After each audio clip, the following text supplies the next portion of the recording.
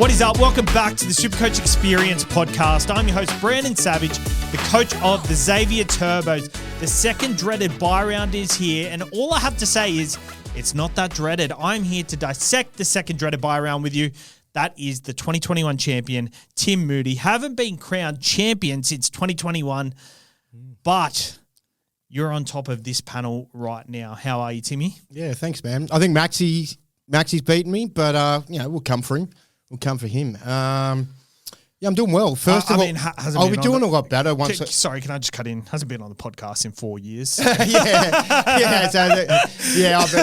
technically, I'm still holding the flag up for us. But you asked me how I was, and I will be doing a lot better once I get an apology from you. Because you just embarrassed the fuck out of me on the Daily Telegraph podcast. Telling me my stats are wrong, and I just decided to look up the stats. So on the Daily Telegraph podcast, I referred to Daly Cherry Evans going into last game having only 13 try assists for the season, 10 of which were from kicks. I said that. I was pretty confident with it until Savs goes, what? That's not right. Duh. Like, wasn't that bad, but basically I'm feeling, duh, you fucking idiot. It's 23 try assists and he's had 13 from kicks. Well, that's wrong, mate. I sent you a text message with this. I sent you an image last week about it, and you made me look like a fuckwit on the So everyone else is probably like, oh, look at Savs knowing how his stat isn't even right. But you're wrong, cunt. So there you go. I'm right. You know what? As soon as I said it, I'm like, 23 try assists seems a lot. Very high. Yeah, geez, for someone that took 460K. For someone out of form. Yeah, so you can apologise now, or you can apologise by doing your Macca's thing that you've said you're going to do for a long time. You know what? Just go eat some cheeseburgers, bro. It's cheeseburger time. Just go eat your cheeseburgers. It's cheeseburger time. I think tipping point, I've just lost on the weekend. So it is now you guys. Yeah, Grant finally got a win. Yeah. I think that's his first one for the year, so good on him. Because I know I've been carrying the team all year with that, and I think Grant's been really struggling with the tipping point. But good on you for getting off the donut. You have. You guys are 3 in front now, so I think while I commit to the cheeseburgers now, because I'm on a bit of a bulk at the moment, I'm trying to put on weight so I can shred for summer and have nice big muscles underneath it. Yeah. It's probably a good time to do it. Yeah, bulk up. Yeah, so I know. So once I'm committing to that, you guys are 3 ahead. Let's commit to a punishment for tipping point at the end. Well, what I will say is I know that Grant's sitting there seething with his teeth still clenching at the moment because I've brought up the fact that it was his first win on tipping point. Yeah, you've had other wins this year, mate. I understand that. He brought it up last week and was like, "Oh, Timmy makes out I never get any wins." So I just wanted to double down on it just there in that moment. So we were sitting there going, "What? But yeah. It's a team effort, mate. I'm just carrying us. That's all. Yeah, that's fair. You are carrying the team this year, and it proves how I'm seeing things this year. Like I'm just so off this year. I feel like I'm pretty off too, to be honest. Not just just across the board. Like week after week, the captain's man is I feel like it should be the easiest part of to get right. Obviously not every week, but who's gonna I'll tell you why. It's so obvious every week who the captain should be. Maybe we're just dismissing the conversation too easily. Do you know what? I think we're just looking too much into the primary 3-4 guns that we have in our side and going, who's got the best matchup? This back against the Titans, done. We're in. Yeah, maybe we just got to think a bit further. Maybe just going a little bit more of some of these, a little bit roguier that feel like they're riskier, like some of your Sharps, your Carrazas, like on the right week, some of your centre wingers, maybe just trusting in some of these forwards a bit more, like Kolomatangi and stuff like that would be the way to go. We'd be better off, hey? Or maybe as someone who messaged me earlier today, just chuck the captaincy on Tom Jenkins. That could happen. So, shout out to Peter Ferguson. He's Zim Vader on all the Peter socials. Ferguson. Isn't that it's Tony Ferguson, the chemist? Yeah, I don't know, but he actually he put the captaincy on Jenkins because his opponent had Cleary captain, and so did he, and he's like, fuck, I got to do something here. Good on and him. He put on Jenkins, and for a lot of us that didn't even put the reserve on Jenkins, shout out. I sold him. That hurt. Shout out to you. I do want to go back to cutting you off not cutting you off in the Daily Making me look like a jerk. But it's funny because Tom Sangster said something not long after that I knew was wrong. Oh, you didn't pull him up? And I was like, I'm going to seem like a know-it-all If you just correct him, if I just correct. Would have been funny if he was actually right too, and you're just sitting there telling everyone they're wrong on the things that they're right about. Like, I better get it. I better get it up. you better get your fact check book right in check, man. Oh, geez, you really embarrassed me, hey. And at least I know in my heart of hearts now that there'll be one or two smart people going, no, that can't be. I'm sorry, and I'll tell you what I'm going to do. I'm going to clip up that part where you brought it up, and I'll clip up the Daily Telegraph clip where I brought it up. Oh, geez, that's nice. Isn't it? Nice Look at that. He's going to put me in a... Nice little funny moment. Shit to gigs. Anyway, I'm top 10K, 9,500th. I went up 150 spots with 1342. Yeah, when Not you're too bad. ranked as badly as where you are, you'll have those jumps.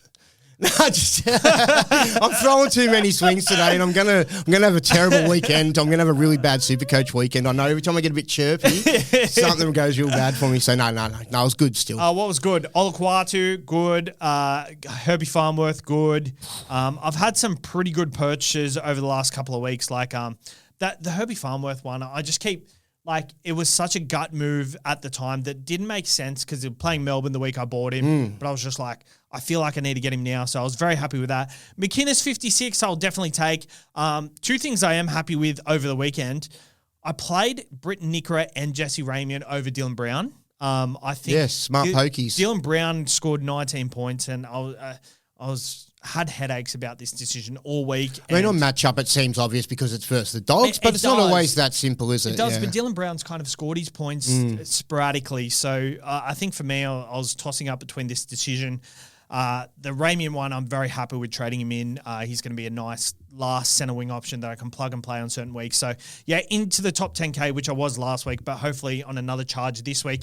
And with the buy rounds coming up, 4,000th for yourself? Yeah, 4,503rd. I jumped 1,748 ranks, which was really solid because I wasn't really thinking I was going to crash on a weekend. Had Wade Egan ruled out late, so had no hooker, then had Lehigh with the 2 points. So I'm thinking I've got two really bad scores here. My captain wasn't good, but there was just enough tons in my side that just lifted and did, I must have had enough of them, whereas maybe, say I got 5 or 6 tons, maybe everyone else only got 4 or 5 or whatever it was. So that's made up for a lot of my other shit things because I had to cop Lawson's 21 in there as well. So pretty impressed with the round considering it could have been a lot bad. Could have been a lot worse. A lot bad. A lot worse. I'll correct you there. I'm feeling pretty good about this week and next week. I just feel like I've got a pretty good planning in place and got the right guys, and I don't think I'll be too affected next week. So I'm hoping I can have a pretty good go the next couple of weeks and hoping the SuperCoach gods don't be too harsh on me for being cheeky earlier in the podcast and give me a bad SuperCoach score. I'll tell you what, the Wade Egan thing being ruled out, I felt for you because you really I was stressed. Did your research with the hooker decision, whether it was to go to like a McInnes. You didn't think McInnes was the guy. He probably isn't, to be fair, but it's such a field that... Well, none of them were. I just think that I picked the shit. Mine turned out the shittest out of all of them. Yeah. Like, for the price, I picked him up, I think, at about $570 or something. It was a pretty aggressive price. He's now for $480. It might have even been a little bit more. Yeah, see... And he scored shite house. He had that 1 week he should have probably scored a bit better with a try assist, which was taken off him. I'm still going to go around to this about around 27. He's burnt me... He burnt me last year, so I couldn't do it again. So, and the shittest thing about Wade Egan is now that Sandon Smith's turned into a shit go because he's off the bench now with Sammy Walker coming back. So the pickle of the week, if we're moving straight onto that, if you don't mind the transition. No, not yet. Yeah, I thought I was almost took over the hosting job.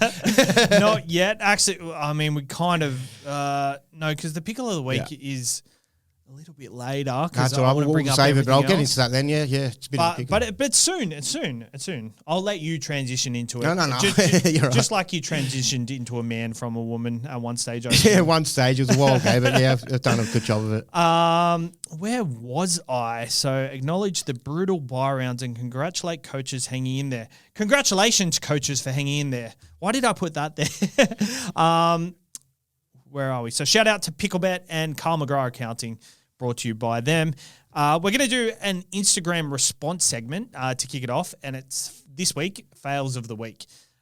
So we'll go over to the Instagrams. They're going to let us know if their fails or our fails? Or no, their fails of the week. So we have Cian 8, played Brown and Burton on the bench. That's a pretty big fail. That's 79-point turnaround. Kento Skinner brought in Iro for Jenkins. Oh, ouch. That's a tough one, isn't it? Well, yeah, it is. Dan Belly played Nathan Lawson instead of Tom Jenkins this week. Would have scored 1,500 if I didn't. Yeah. Listen, like a lot of the times people not playing a Tom Jenkins, I kind of like. I if feel you weren't playing Tom Jenkins this week, you didn't. I don't think you made a mistake. Your side's just that good because I think I had him last week. I couldn't find a way to put him into my side even if I did not sell him. I had other sells I could have made. I've still got Corey Horsburgh there. I could have done it another way. Yeah, so it's a bit frustrating, but you know, looking at the matchup, they had conceded a lot of tries, the Tigers, to left wingers. So looking at that, looking at the SuperCoach Guns, he puts that out on Twitter, you know, where teams are conceding their tries. And, you know, I looked at that and going, well, Jenkins does look like they could target that side because they've got a weakness there. But then I just went back to old Glue Hands McLean, and I don't know that I can trust him. The week before, Glue Hands McLean put a kick through for him to score, but he refused to pass when he had an overlap. He had an overlap. Yeah, he's like, I just don't want to pass it to you. And then, but yeah, that clicked last week, so it hurts. But and it's funny because a lot of super coaches, like we had a strong 17-18 this week, so like a lot of people wouldn't have played Jenkins, but for that person to play Lawson over Jenkins, like Lawson is such an expendable person. Yeah. That did he choose to play him over? Yeah. Well, I can understand. You know, even thinking of that now seems whack, right? But even before going into last round, you look at Lawson's 47, you go, well, that's not bad. If he scores a try, maybe, you know. Yeah. Do you know what I mean? You start looking at him that way. Yeah. Supercoach is a funny game. And last one by Supercoach Data. Shout out Jay Schubert. My mate traded in Drinky and Mulatalo to Lehigh and Tuapolotu. So I guess that's the main talking point from the weekend. Lehigh has gone down. It's a massive talking point, but we will go over a quick TLT wrap before we head into our pickle of the week. And TLT wrap, if you want to hear our in-depth TLT thoughts on each option, we did the Daily Telegraph podcast just before this, so we'll bring up the key talking points from here. Number one, Iro is out, Hiroti is in. What are your thoughts on that one? It sucks for people who bought him because he was, you know, I'm sure a lot of people that were buying him would have been like me a bit, do I get him or do I get this guy? Or he's a bit on the fence about it. And even if you're locked into him, you're like, yeah, that's my guy. Now he's out and that sucks. So you're going to have to deal with that. There was a quote that came from the Sharks saying in a couple of days you'll get the update or something. Are you talking about the thing that Sangster said? Or saying like it was really mystical, wasn't it? It was mystical, but it seemed more like mystical. It feels like he's going to be out for a while. Yeah, just based on that. But if you still own Hiroti, like myself, I'd be stoked. Because I am stoked because I think Hiroti. You don't know Billy Smith. I'd be heaps happier with him than a Billy Smith in my side because they were similar sort of. For sure. Shannon Smith named to the bench. I assume this is going to be in your pickle of the week, so we won't touch on it. My pickle of the rest of the season, even, to be honest. But yeah, it's a massive one. Tom Trbojevic named at fullback. Lehigh is out for 2 weeks. 11-day stand down with that HIA, then has the bye next week. So, what are your thoughts on Lehigh as a potential sell option? Do you think? I don't think it's a definite sell. No, I think it depends on your side. Like if you can stash him away and there's not the particular players that you're trying to work out how to get in. For me, I've been like, how am I going to get in, you know, Teddy this week and like blah, blah, blah, blah. And I did have other ways to go about it, but he just kind of makes it's kind of a better way for me now, just going Lehigh. He'll probably be a good thing that can just come back and into your side and be a decent hold and decent play.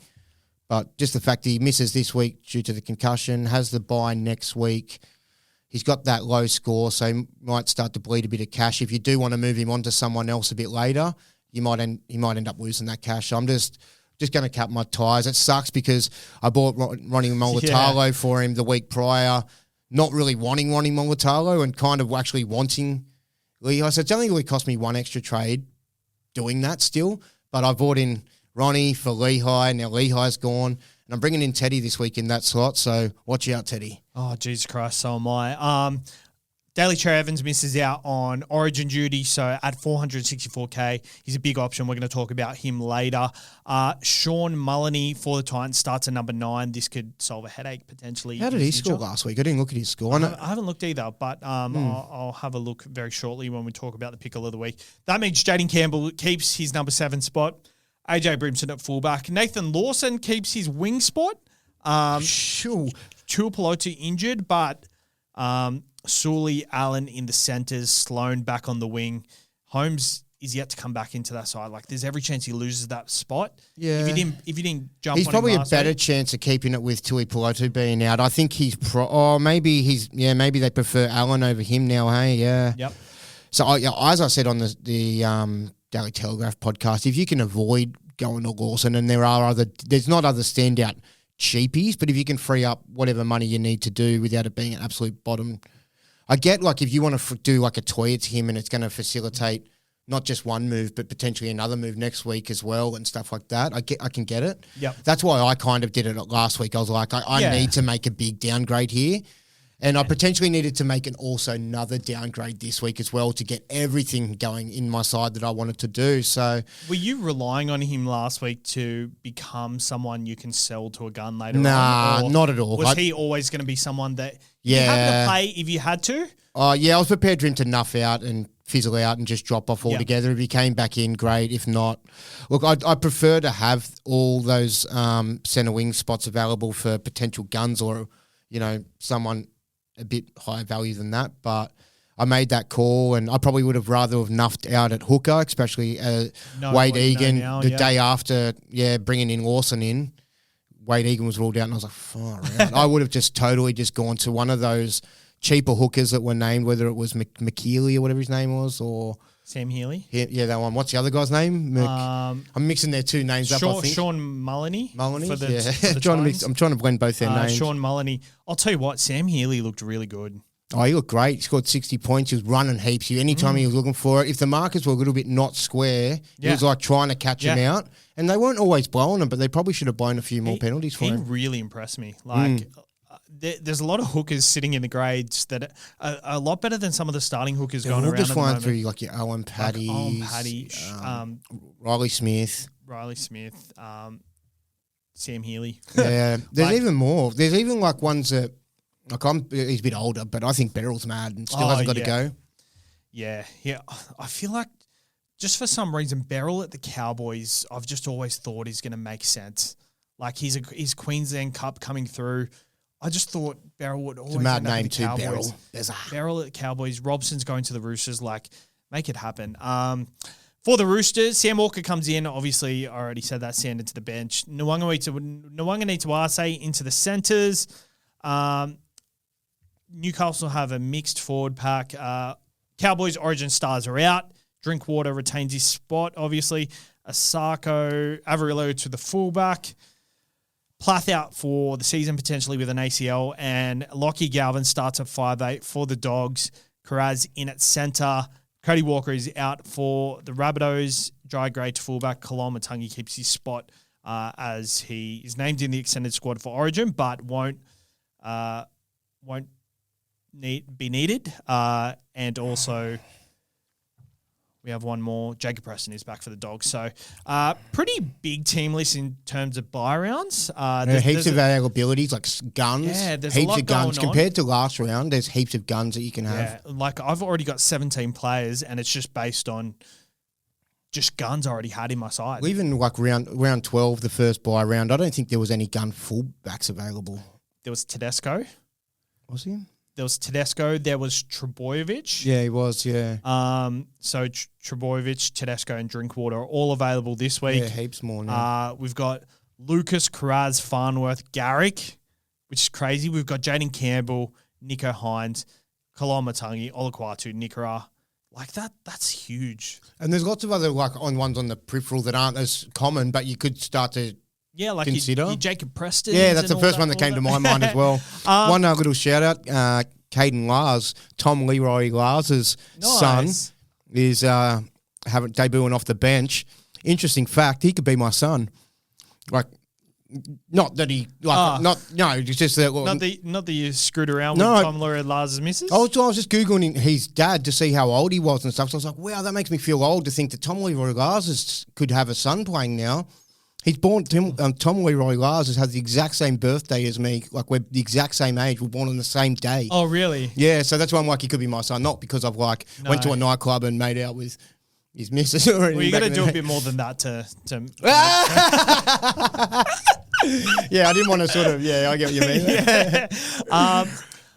It's funny. Have you seen all the ex-players' sons like coming through the grades now? Like there's Freddie Fittler's son. There's Nathan Hindmarsh's son. Yeah, he looks just big, signed for the eh? Panthers. What's his name? Buster. That's a or cool something? name, eh? Buster Hindmarsh.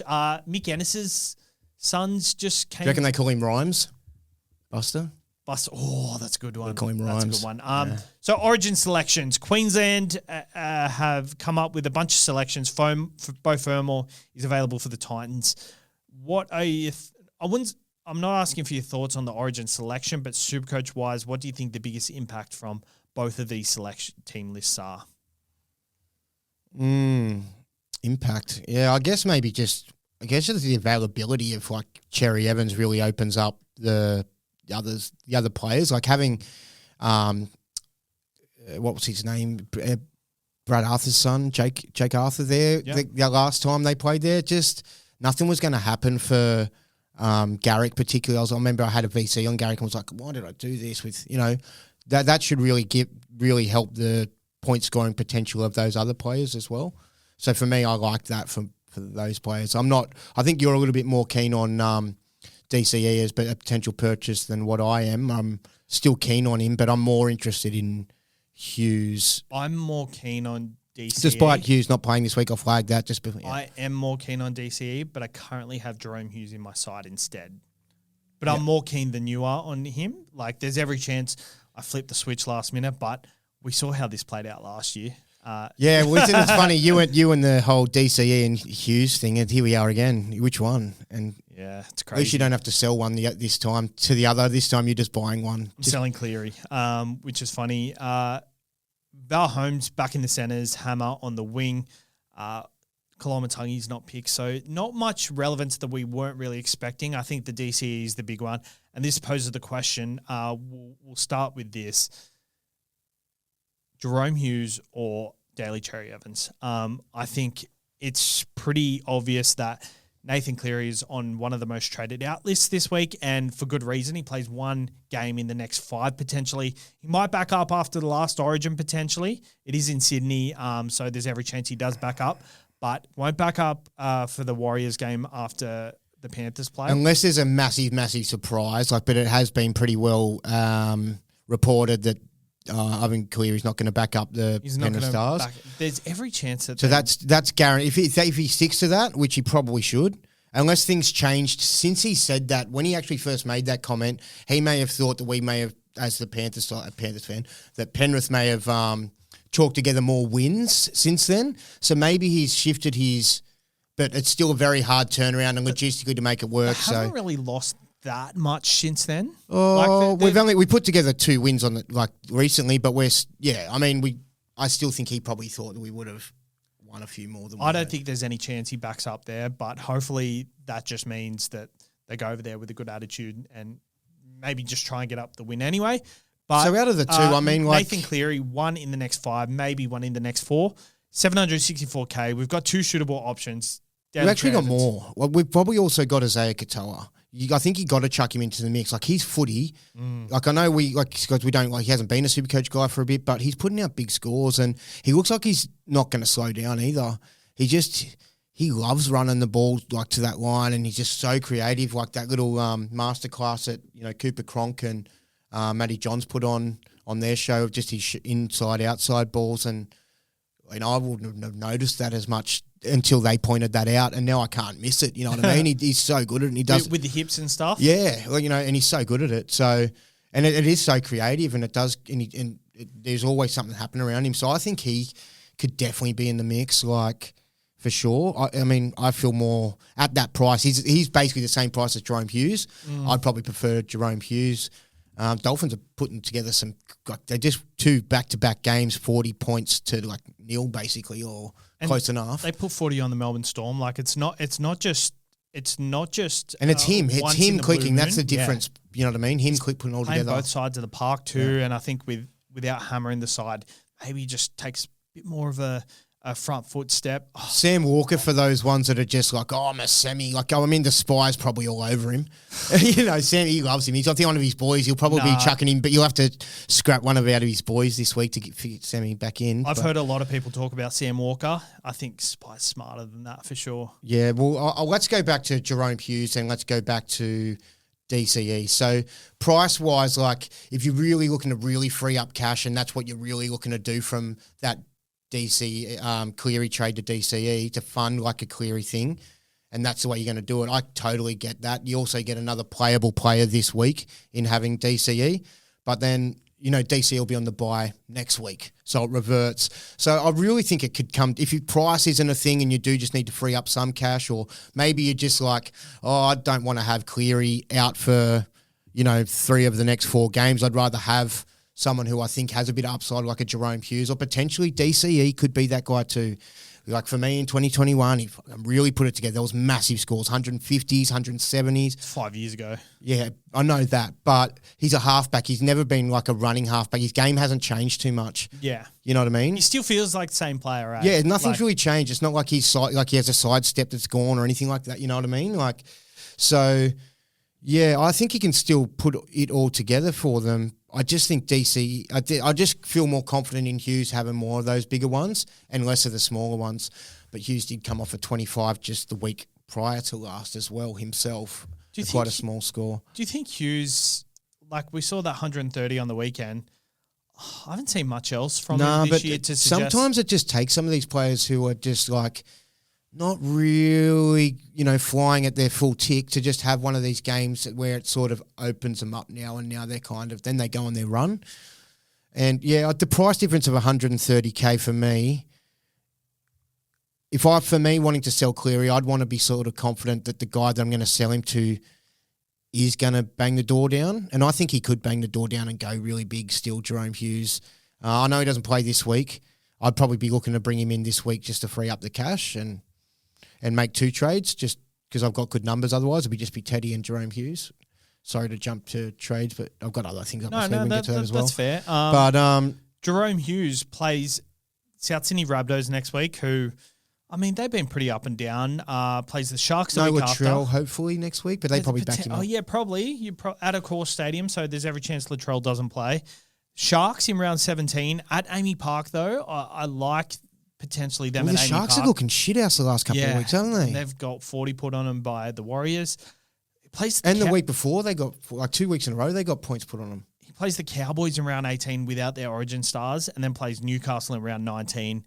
Manly, Roosters, Parramatta, Broncos, Penrith, Dogs, Roosters, Broncos. So, towards the end of the year, I don't know if the draw gets heaps much better, but I think you'll be wanting to go back to Cleary anyway. Yeah, I'm thinking of it a short-term sort of thing. Unless the way it could become a long-term thing, like say if you're picking DCE or Hughes up and you're going, I'm probably going to sell one of them back to Cleary.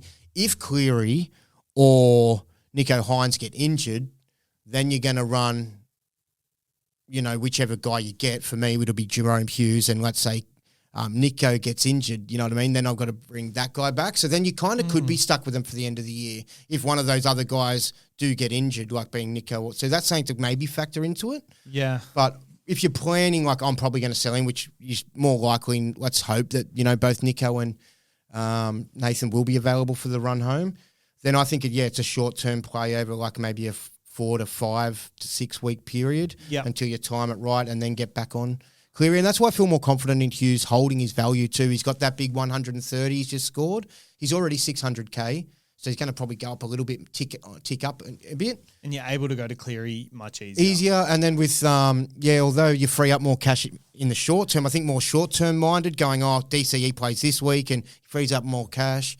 Might be harder to jump back to Cleary later if he doesn't put it all together. I still think he scores really decent enough at the price too. Even if DCE doesn't put in big tons and he still just goes, 75, 80. That's pretty awesome at that price. Yeah, well, DC's draw, round 15 this week, Gold Coast. After getting snubbed from Origin, I think there's every chance he goes big this week. The Tigers at 4 Pines Park in round 17. Souths at 4 Pines Park in round 18, which is that's the bye. So I like that matchup without their Origin stars. Round 19, he has the bye, so he has 2 byes over the next couple of weeks. So I think that's where it gets tricky. But then he comes back, plays Melbourne, and then the Bulldogs, then the Roosters and Canberra. So he has a pretty tricky draw for the following 4 weeks. So you're only really getting 3 good weeks out of him. 3 out of the next 5 weeks are good weeks, but the other 2 are buys. If he didn't have these buys, I'd be all over DCE, but I think I've got to go Hughes just as more safe kind of option.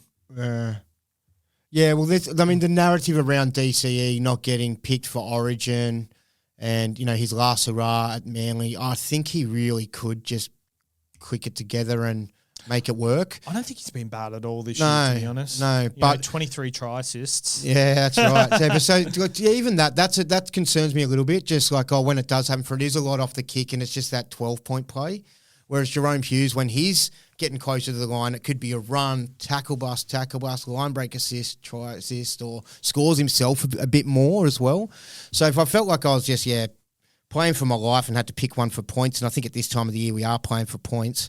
That's the guy I'm going. But I think that if for team dependent, DCE could be the right guy. Like if you're looking at your side going, everything else is looking right, but I just need to free up that right amount of cash, and maybe that DCE actually frees up enough cash for you to do 2 things as well. Maybe a little bit of this and a little bit of that next week as well. I'm looking at my side this week. I have many Manly players: Olakau'atu, Chom Trbojevic, Ruben Garrick. Chom. Bulldogs have the bye also next week, getting a DCE into my side next week. Even though my numbers look okay next week, I think there's always carnage that's potentially going to hit. So I think Jerome Hughes is locked in for me. I don't mind the Isaiah Katoa shout. They've got a really good draw over the next few weeks, and I think Herbie... He'll be a pod, because I don't think there's a lot of people that just won't be into it, because he's not... Yeah. He's not getting thrown around. He hasn't been there, done it before as much as what Jerome Hughes has. We've talked about this throughout the season, he's the guy in their side. I think there's a bit of a shift. When I feel like a couple of years ago we used to look at certain other super coaches and go, they're a bit older than us, and they used to watch footy maybe and play Supercoach a little bit longer than us, and they're stuck in maybe some old patterns and old ways. I think we're becoming those this guys. This could be us, yeah. Yeah, you're starting to recede. I'm starting to get grey. We're the old guys now. We're the OGs. We're becoming the OGs. We've becoming those older guys now, sort of. And I think there are new trends to pick up on, and I think it might be sometimes, players like him that you just kind of aren't ready to make the shift on until you see it more. Yeah, because we've seen more of his career as a rookie than we has of him as a Supercoach gun. Yeah. So we're looking at the old trust and faithfuls of Daly Cherry Evans, Jerome Hughes. Yeah. Why can't we look at this new shiny toy? Yeah. Matty Johns and that are talking about him, future Blues, and I think just in the past he's been quite good, Isaiah Katoa, but it just hasn't translated Supercoach wise. I think he's all over it. He's just a little kicking game. The good thing is he's got the ball playing, and he's a big enough body to take on the line and get those extra points in tackle bust. Has the Cowboys this week without their Origin stars. Has Newcastle next week. Has Souths the week after. So that's a very good 3-game run. Then plays the Sharks at Shark Park. Then plays the Cowboys again. Then plays the Warriors, Roosters, Broncos, Manly, and then Gold Coast and Canberra. I think, as you said... Has he got a duel as well or not? I think he's only halfback. Yeah, he would only be halfback, wouldn't he? Because otherwise we would have looked at him maybe in 5'8" at some potentially, point. Potentially, yeah. He's got a really good draw, so I think we can't rule him out. He's only 3K more than Jerome Hughes. And Jerome Hughes had a Daily M winning season last year, coming off 136. I haven't seen anything else to impress me from him this year. And even Melbourne in particular, Melbourne haven't quite... Yeah, but that's I think it's about that time. But I know during this Origin period, probably be these hiccups. Will they through this period? They might not happen yet. It might be out of the Origin period that they really start to put it together. But just with, if Munster isn't there and he's not backing up, then he's solely the guy. And for me, it's just a really big. You know what it was last year? I'm like- Munster not being in the side, and lines up with him winning that Dally M medal. Like Munster was out of the side majority of the year. I mean, Munster's still going to be there a fair bit, but the big. Yeah, he is. But like, does that mean that Jerome Hughes as a purchase? It's like, I know we're only buying him short term, but is it a short-sighted play in just like, yeah, we might get some good. It's funny because I just feel more confident that the Storm can put on big points, 40 points, but then the Dolphins have done it back-to-back rounds. But I just think like the numbers for Isaiah Katoa stack up a lot better than Jerome Hughes through this period. He's been pretty consistent. Like Jerome Hughes is someone I'd be confident if I had to hold for the rest of the season. Jerome Hughes, lock him in right away because I feel like he'll get big scores to finish the year. And maybe that's what you do. And if an injury happens to Hines or Cleary, then you've got Jerome Hughes there. The Katoa, like 99 on the weekend, 612K. He's kind of like the Fogarty of this year. Like Fogarty's been really, really good Supercoach-wise this year, but like...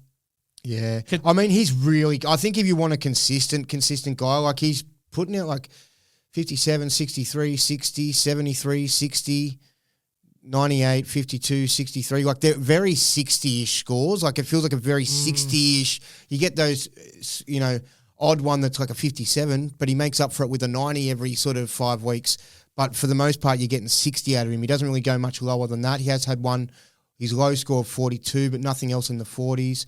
Only the two scores in the 50s.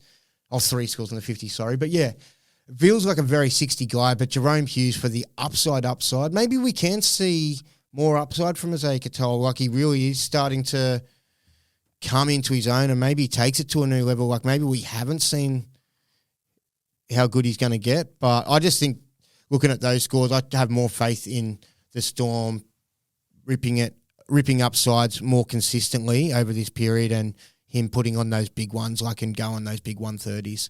Yeah, so Hughes is my guy. I don't think I could go any other way. And I kind of like that because it gives me one guy for this week, one guy for next week, a little bit of yin, a little bit of yang. Yeah. I like Isaiah Katoa. I think if anything happened to Jermaine Asako, I'd be very interested because he's a goal kicker too. So yeah, that would really help him, eh? That'd really boost him up. But what I like from him, I think that's also a negative is DCE. He's always been a very good option when he goal kicks when Ruben Garrick gets injured. So I think like we're kind of blinded by them. They kind of come into his scores as well too, yeah. But like Isaiah Katoa on the weekend, 3 try assists, 3 try contributions. Like that's a lot for 99 points. I would expect a lot more from my halfback of premium dollar if I'm looking. That being said, 12 points in offloads. No points in tackle busts. No points in tackle busts. Like 40-20. He kicked a 40-20, 12 points in runs. Like there's not a lot of base there, and I think you need more base to have that ceiling. But that being said, he hasn't scored a try since round 2. Yeah. So he hasn't had that massive attacking stat yet. Yeah, I reckon that he looks like he's playing like his Supercoach scores are maybe not as good as what it looks to me, how good he looks out there. Yeah, I agree. Yeah. Yeah, it's something to think about. Like he's a legitimate option, in my opinion. Like you think about it over the next 4 weeks, he has the bye in round 18. So he'll play the next 3 weeks. The same as Jerome Hughes. Jerome will play 3 of the next 4. Just average it out. Like if he gets 60 over the next 3, that's 180 points. Do you expect to get more from Jerome Hughes over this 4-week period? And I think there's every chance Jerome Hughes could score more. There's every chance Jerome Hughes scores less. And Katoa could get his ceiling over this period, especially against the Cowboys this week. Like, what are your thoughts on Jermaine Asako this week? Yeah, I don't think I could fit him in. I think he's a decent enough buy. I like just the fact that he kicks goals is always insurance, even when he's not scoring.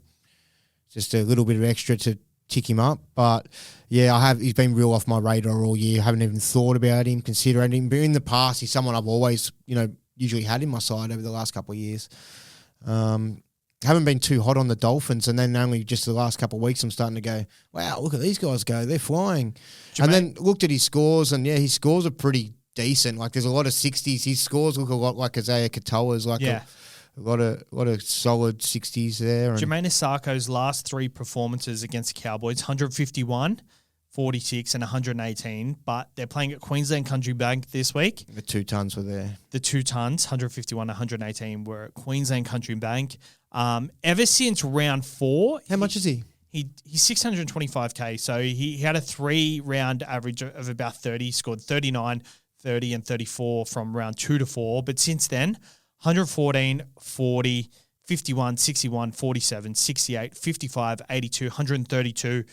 He has a lowest score of 40 after that. He scored 96 prior to that. But what I'm liking, because the Dolphins are scoring so many points, his points in goal kicks every week is just ridiculous. Like the last few weeks, 32 points in the last 2 weeks in goal kicks. Like, I wonder how much they can keep it up. But while Herbie's like being a bit of a beast out on the left, and Isaiah Katoa's just keeping him guessing with his tricks.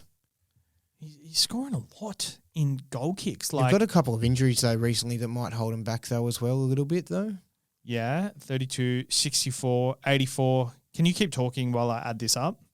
Oh, it's hard because if you're going to... Oh, what do you want me to talk about? Isaiah Katoa? All right, Isaiah Katoa. You've had him on the podcast. Yeah, we had him. He was a guest of the podcast in the preseason, I think, before his debut season. He was very down to earth and relatable and humble young fella.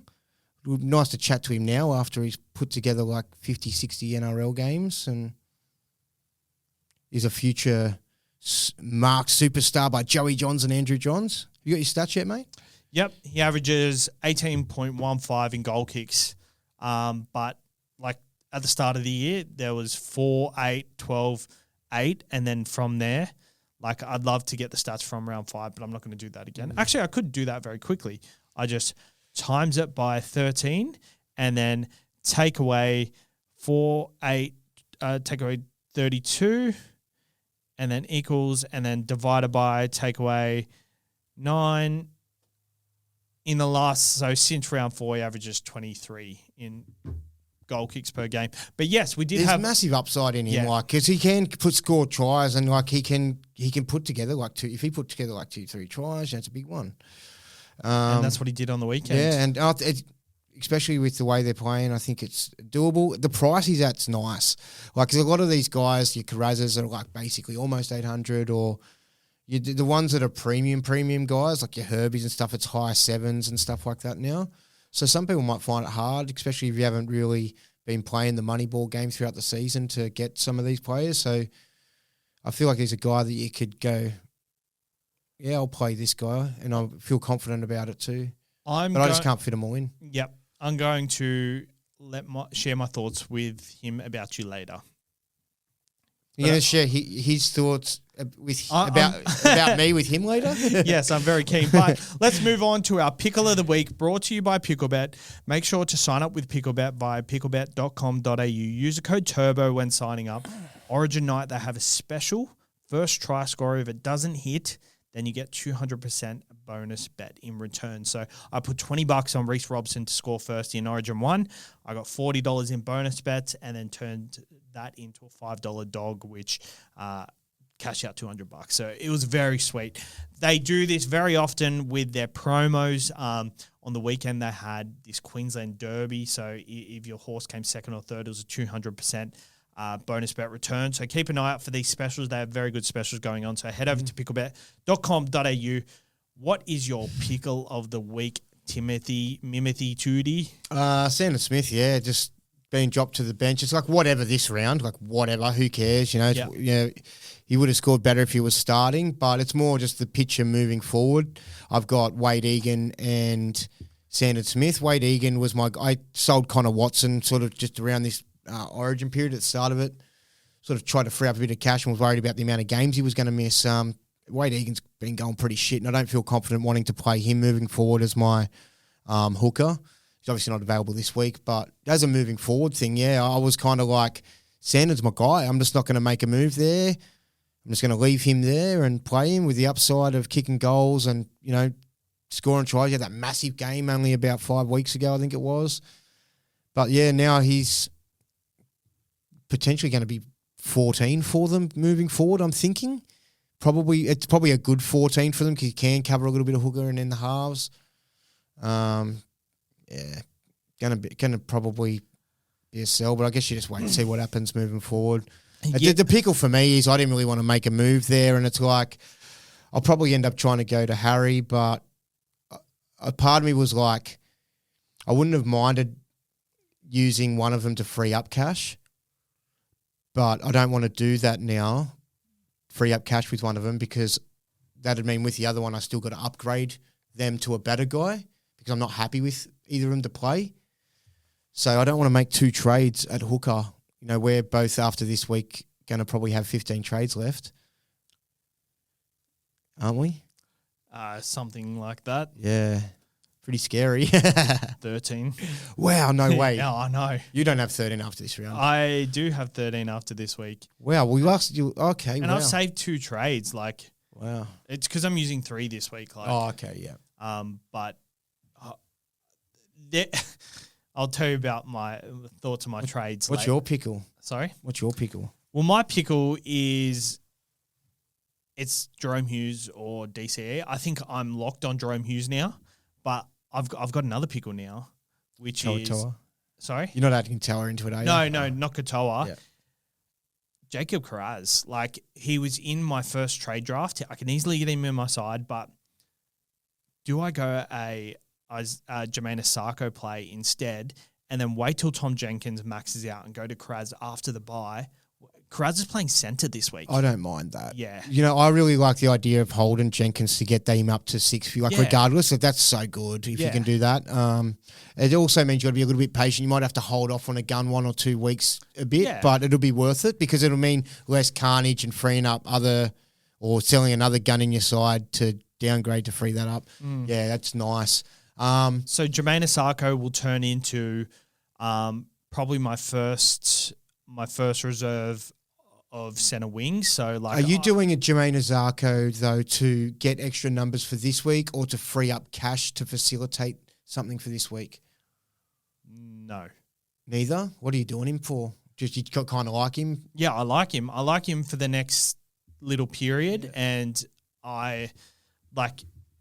I will say to you though, I don't think the trades that we've got left at 13 and 15, we can be really bringing in too many guys I'll bring him in for 3 weeks and then I'll move him to someone else. He's not going to be a 3-week play. He's going to be someone that stays in my side for the rest of the year. Him, and then Carraz will come into my side after that.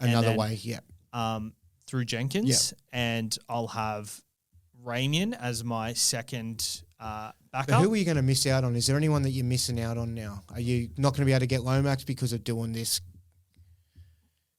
Good question. Injuries Are you not? Because I know a lot of people want to get Val, Lomax, and Carraz. I love Val too. So that's what I'm just wanting you to sort of think that through a bit because it might be sometimes you make these moves. It's kind of like very short-sighted. Yeah, and it's going to prevent you from doing what you really want to do. Payne Haas and Cleary and Harry Grant into my side. There'll be some other tragedies we have to deal with. Exactly. Like Harambe. Something to consider. Yeah, and you know, a lot of these guys too, like when we say we've got to, I'll be bringing Payne Haas back, I'll be bringing Cleary back, I'll be bringing, who else have we got to get? Oh, for me, Tino. You know what? Payne Haas is the type of person I wouldn't get back as well. We might end up having a pass. Yeah. Like, and the thing is too, it's not always just one trade. Yeah. One of these guys that you now decide you want to sell, you go, I want to sell this guy because he's now not going that good. Well, he's now only 600K and the guy you want's now 650. Yep. And you've got to make a second trade. And you've now only fast forward to like, say, 3 weeks, your 13 trades is now only, say, 9 or something like that. Yeah. You know, it starts to become a bit chaotic when every time you need to bring someone back, you need to make 2 trades to do that. The good thing about it is I'm pretty happy with the rest of my side. Like, my side is set up. I don't need to fix heaps of I don't need to fix any fires. You could probably make one more mad downgrade at hooker or something, like a complete nuff, like go to that going fella, or even one of the guys that's semi-playable, like that guy from the Titans, and that would free up enough cash for you to do, or whether it's this week or later, but that's the way for you could afford multiple things. I've got McInnes there. McInnes was always going to go to Harry Grant for me. But now I'm thinking maybe Sandon can because it's only a small jump. Yeah.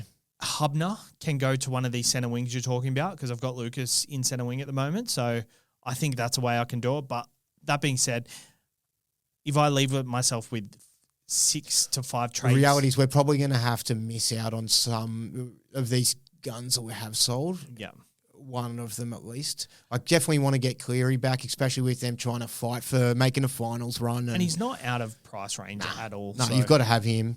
Maybe, I think Payne has too. I feel like I want to get him. Tino for me, and if any people are selling him, maybe he's the guy that he's good, he's great, and he's got those big ones in him, especially when he scores the tries, but he can sort of go for those. He's not at that sort of Colomatungi at the moment, and Tarpon is shitting me too. Wish I didn't bring him in. There's that, the meme of SpongeBob where SpongeBob's like really big and then he's really small. Tarpane is like the really big version of SpongeBob before we bought him, and then he's really small after. Yeah, big 100. Really, really testing my nerves at the moment. All right, how many numbers you got this week? So after I bring in Teddy this week, I'll have 16, but that 16 isn't a really genuine 16 because that does include Tui Simpkins in prop coming off the bench, includes Sandon Smith coming off the bench, and Lawson, who I don't know, he scored 21 last week. I'm not overly comfortable with that. It also includes guys like Hubner and stuff, but I do have 9 out and out, like, keeper guns that are, like, not even debatable. Oh, is that guy a keeper? Like, they're keepers. Yeah.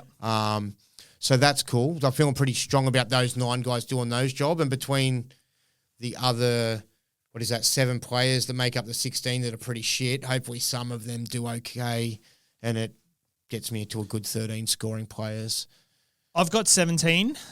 It would be 18 if I got in DCE. And so this is...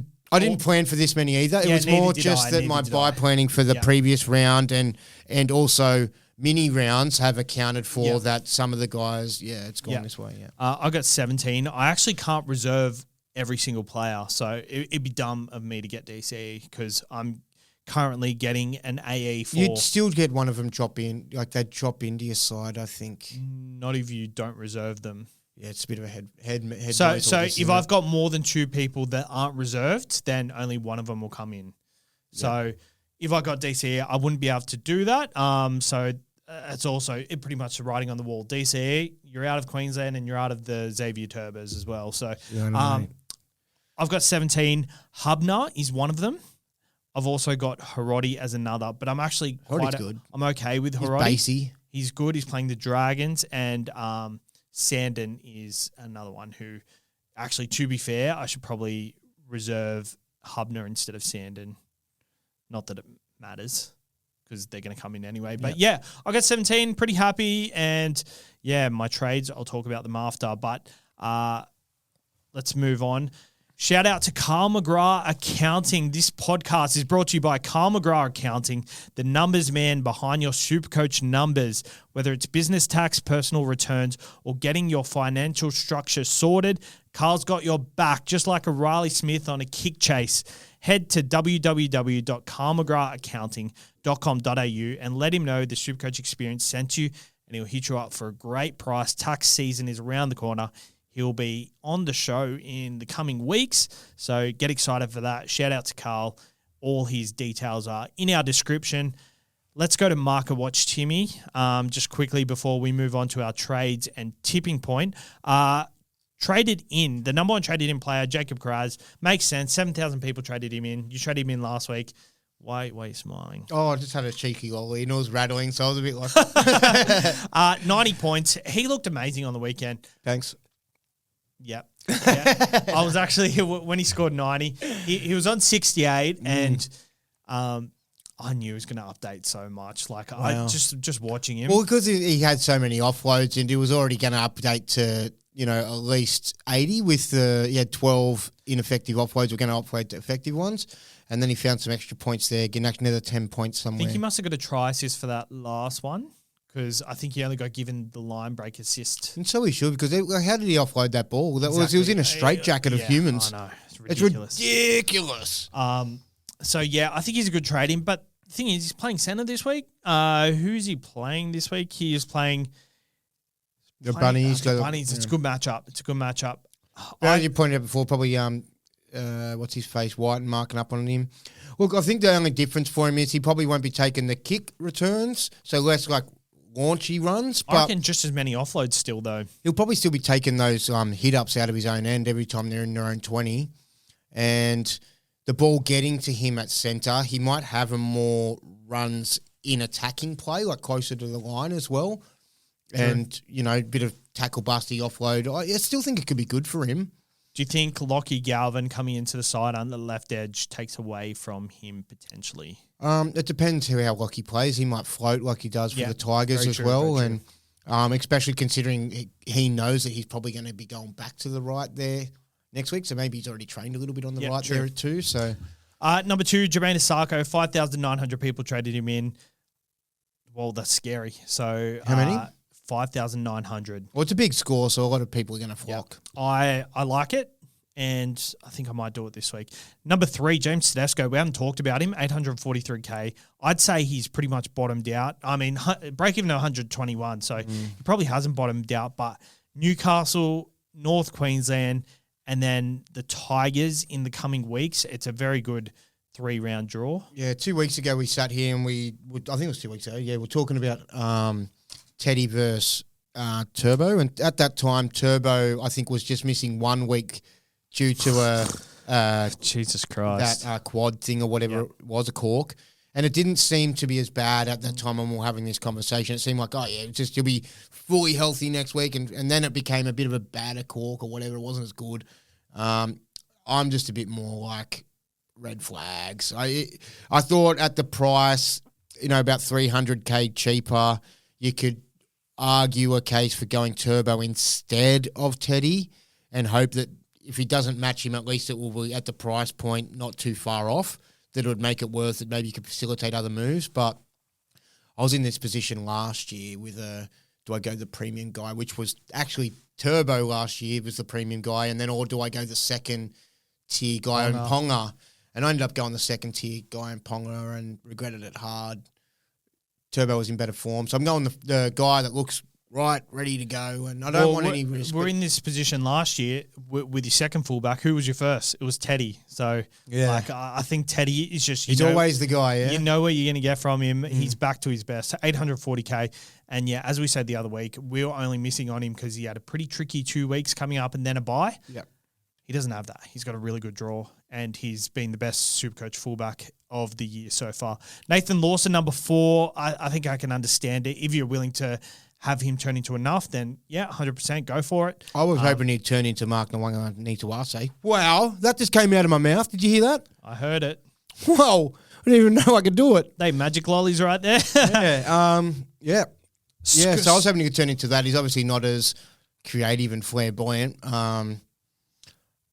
But he's a big boy, and I thought he made some pretty good defensive decisions other than, the drop balls. But just when he had the attack coming towards him and it looked like they were, stripping them for numbers, he just sort of had a bit of a gauge on both of his winger and his centre and then sort of made the right call a couple of times. And I thought he looked solid in a lot of respects, but those drop balls kind of didn't help his cause. But then, CT getting injured helps a little bit, at least this week. But Allen coming back into the side, maybe it could be just a 1 week thing and he's back out. So that could be a bit annoying. I'm not touching him with the 10-foot pole. So but maybe I think you've got it. If you don't need numbers, like say you've got sitting here like us, we've got 16, 17, and it's most likely that Lawson's going to be the guy that'll drop out of your side. Like it's more likely that probably will, but he could score and get a 60 or something or 70. It could free up cash. I'm thinking, but an alternative in spending a little bit more and go on Kane Bradley, just so a lot of people will have Dylan Lucas facilitate you being able to put one of them to second row, and then being able to swap between in later weeks when you might have we lower on squad and have like I'm just depleted in injuries at the moment in the second row. I need to move Lucas, and being able to do that without a trade could be huge rather than having just, it's only about 30K more, I think, to spend on him. I'd probably do that. I was close to it last week. Go on Bradley instead, and I wish I did. Fair. Didn't think we'd spend that long on Nathan Lawson, but here we are. Always a popular purchase, bro. It's a good point, though, for sure. Number 5, Scott Drinkwater, 744K. I didn't know he got down to that much, but I think he's got a really good run over the next couple of weeks. If you don't have him, then I think he's a nice buy. And he's going to have more touches than he has. Yeah, if you don't have him, and you might already have Teddy, which is that, then you get him this week. But I wonder if there's many people out there that don't have both. And if there's any that, if there's many people that don't have Drinky and Teddy.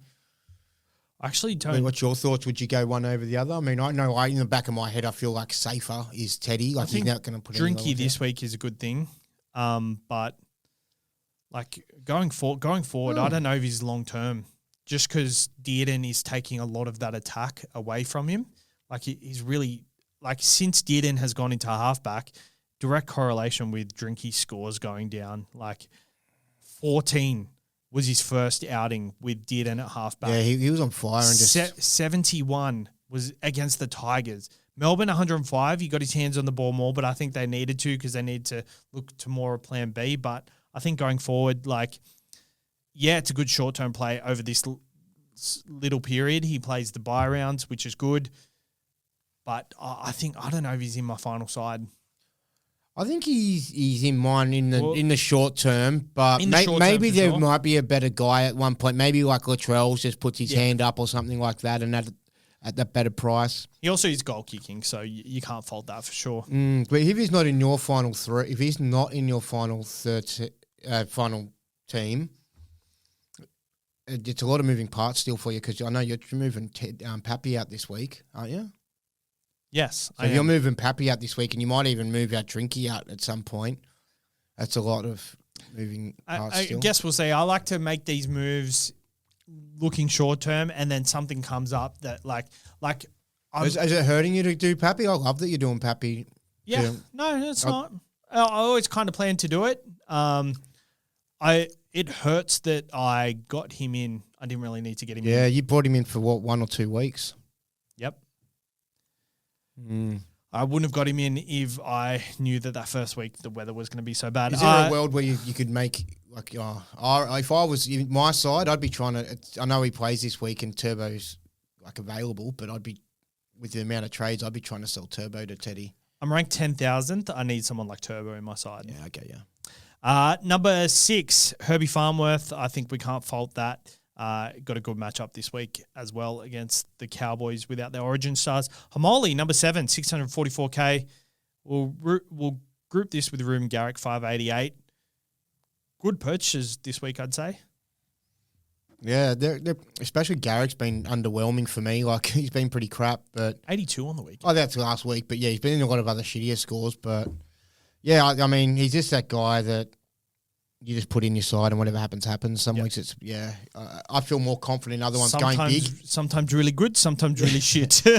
He played pretty well in the last. I've been a bit hard on him, sort of thinking he doesn't not have much individual creativity, but he got a bit of early ball and was quite creative sort of midway through the field and sort of put the burners on and had a bit of a line break and created there. So, yeah, I'm a bit more back onto him.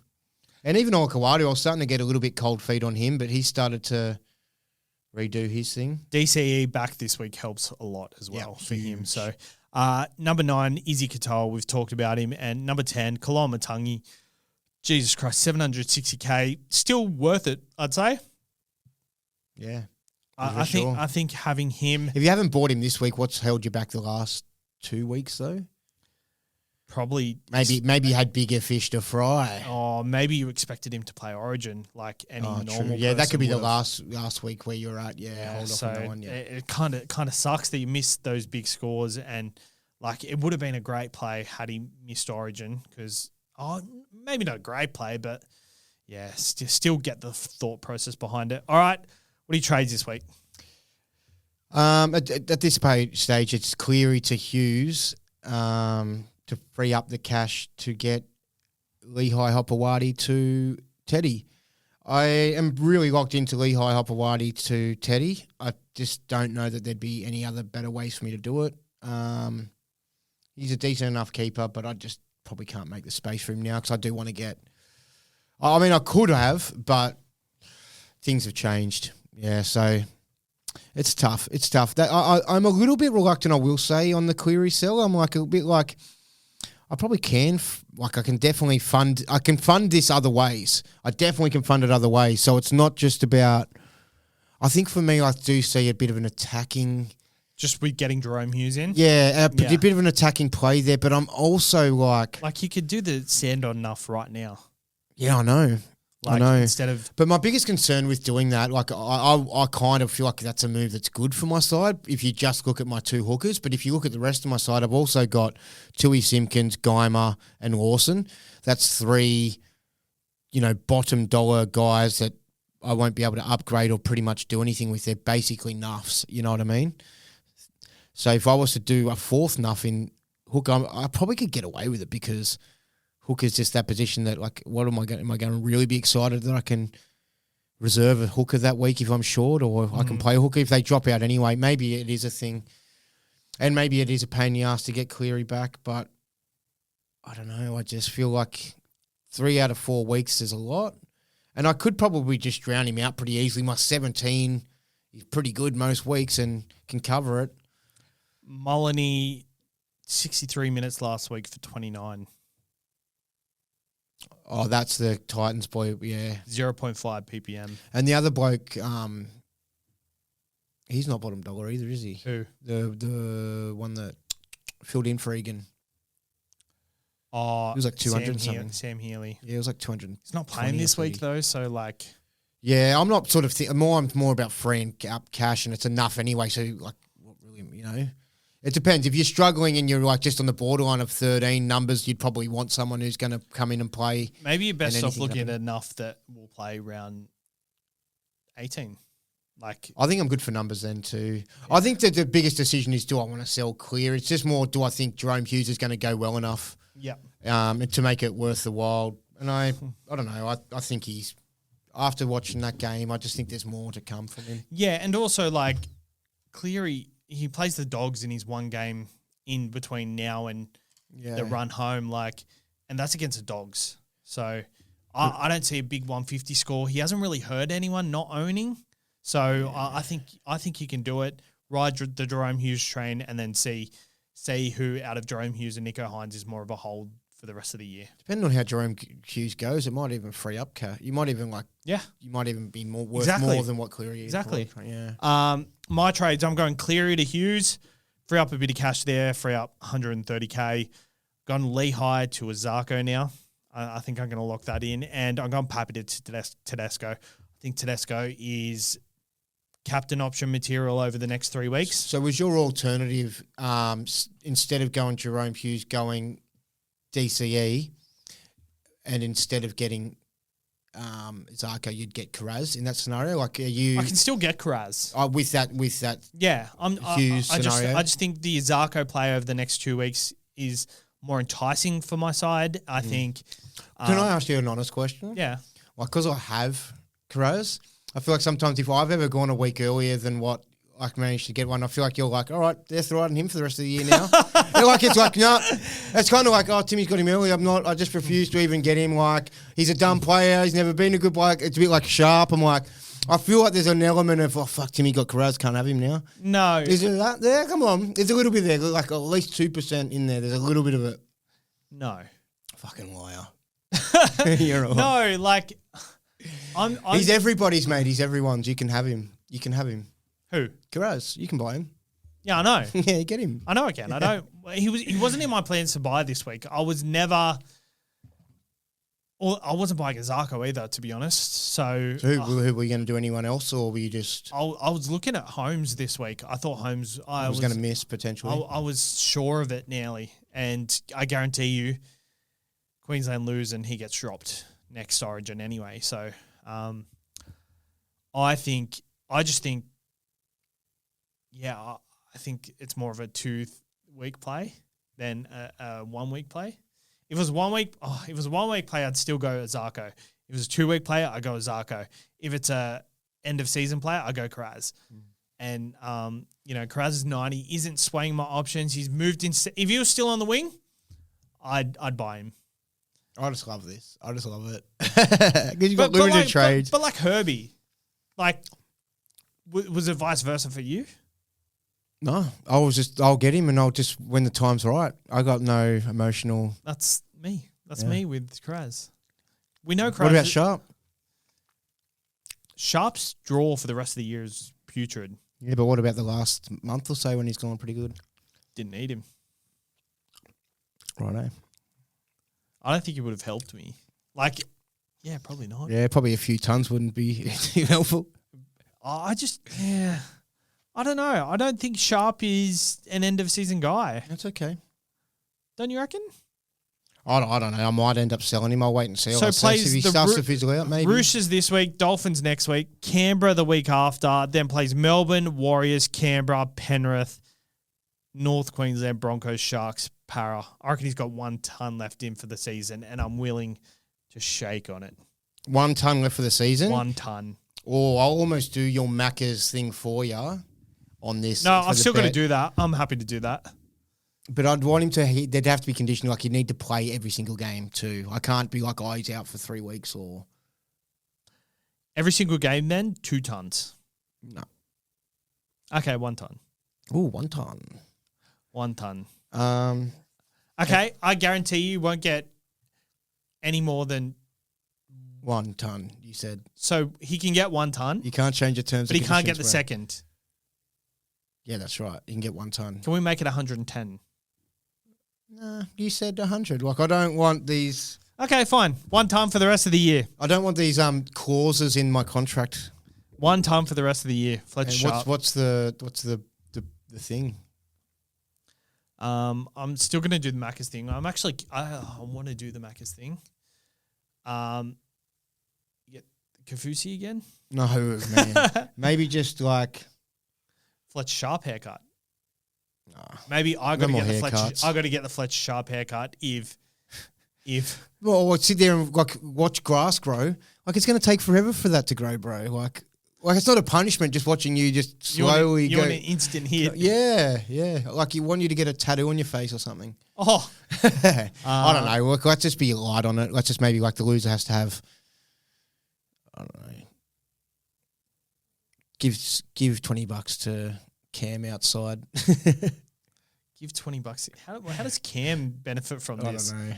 All right. How about if he scores more than 1 ton, the minute he scores the 2nd ton, I've got to put every week. I've got to put $100 on him anytime try scorer. Nah, that's financially detrimental to your life. Don't do that. Let's just. I was right. You were wrong. Let's just leave it as that. No. All right. What are we doing for tipping point? We move on to tipping point. What is going to be the punishment? I reckon Grant and Hads or something for them, separate to whatever I do. No, I don't know. What do you reckon? You're all in it I'd like it to be something that's not mentally scarring, and I'd like it to be something that's not physically, that's going to change my physicality either. Okay, how about I'll put an Instagram poll up this week, and I just get suggestions. I'll read out the best ones next week, and it's on the line next week. So we've got a week to think. We've got to agree to it, though. I don't want to be doing anything fucked again. That Kafusi thing, I had to do a job interview last time for that. All right, tipping point this week. DCE, Tedesco, Turbo, Drinkwater, and Karaz. We'll start off with DCE. Do you want to change DCE to Wazako? I love this because you're a guy that you're buying. Yes, I do. Whatever. Do you actually? If you want to bring him in. Or do you want to change Drink? No, Drinkwater's a popular captain option. No, we'll just leave it. DCE, 45. We'll start at 45. You want to go over under? Or I'll go over 45. I'll go over 50. I'll go over 60. I'll go over 65. I'll go over 70. I'll go over 71. I'll go over 75.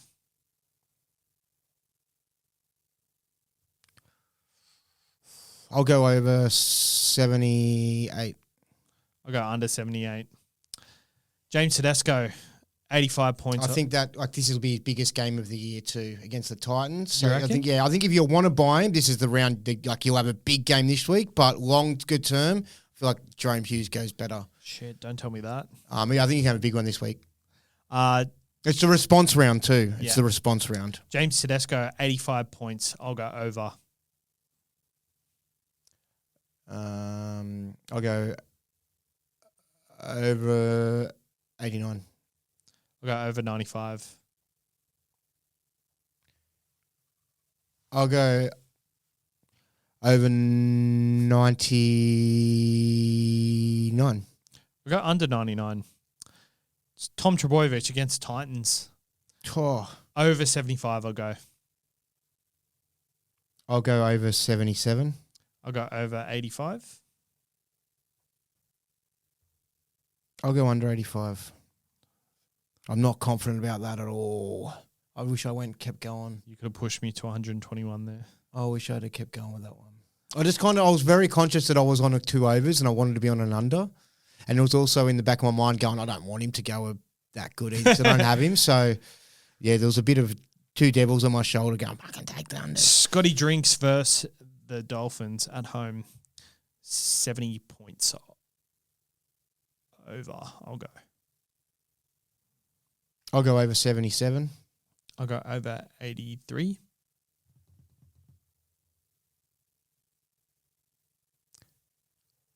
I'll go over 85. I'll go under 85. I like that one. Yeah, I don't mind mine either. Uh, I'm feeling this is going to be a tight one though. There's 2 of them I'm not very good with. Jacob Carraz, I'll go under 70. Beauty, I'll take over. Nice. Thanks for that, mate. I love having the final one just as a Just as a a gimme. final tick. This could be the cider. Yeah. All right. So I've got DC under 78. You've got over. I've got Tedesco under 99. You've got over.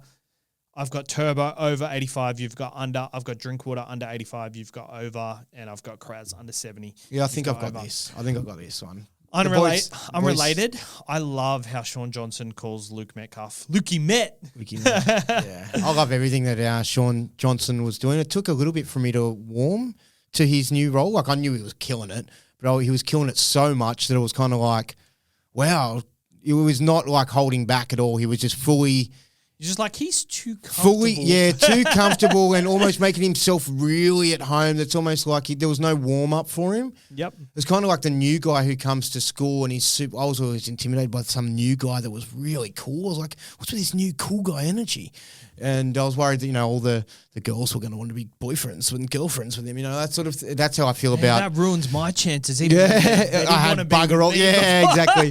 Exactly. So, but then I think of that the same way, like look at Sean Johnson, not exactly like I want him to be my boyfriend or someone else to be like to pick me instead of him. But you want Fox League to notice me before you notice this new guy, but like Fox League aren't noticing me anyway. No, it's kind of just like just a new guy vibe, just being like because he was just so confident in that. I was kind of like that with Josh Mansour when he came onto the podcast scene. I was like, yeah, I think he's too confident for what hasn't earned his place or whatever. Yeah, sort of. like he's too relaxed in the chair podcasting. But like SJ's bringing a real new energy, hey, and it's like just like Lukey Met. Yeah, it's good. I think he balances it well. He's got some really good. I love his the when he breaks down plays on his sports show. That's awesome. Yeah. Captains this week. I'm going VC Tommy, Captain Tedesco. I assume most people will be doing Teddy Drinky. I haven't actually even thought about it. I'm going to have to look at the lineup of games. I know Teddy will feature and Drinky will feature, I'd say. So it's just going to be which order they're in, yeah. So it'll be Teddy, Drinky. Teddy vice-captain into Drinky captain, and I will take anything over 85. Well, I'll be taking a healthy 150 from Tom Trbojevic, so I'm very happy there. All right. Well, thank you for tuning in this week, guys. We said about these captains, just like, just lock in the 2 standout guys. It's just so easy. Oh, okay, they're my guns, and that's the thing. But maybe there's something else lying in here. Could be a centre wing. It could be a centre wing. Could be a Dylan Lucas. It could be a sharp. Dylan Lucas has Yeah, like that last one that he went on with that Yeah. 4-try game. I mean, you can maybe look at who he's running at, who's marking him. Maybe look at the Dolphins. The Dolphins are playing who's the most understrength side because of Origin this week? It's probably the Cowboys. Yeah, maybe the Roosters too. But the Roosters did it last round. They beat the Sharks. They've been great when they've had a lot of players. I even when they played Penrith early in the year, they had a lot of young But fellas. who's really like the Rabbitohs have been pretty much this strength all year. I mean, the Titans are missing Tino and Mo Fotuaika. I think there could be a lot in that Manly Gold Coast game. Like if Gold Coast are still shot and Manly can just, with enough of their guns, it could be like a... We've I hope it's not Turbo, but it could be like a Garrick or a Olakawatu. We've done the rookie era again and haven't looked at the weather, and it's sunny at the Gold Coast on Friday. So there we go. All right, we'll let you ponder with that. Good luck. We'll be back later in the week for the Q&A, which I'll record at home because we haven't got many questions. So we'll do that.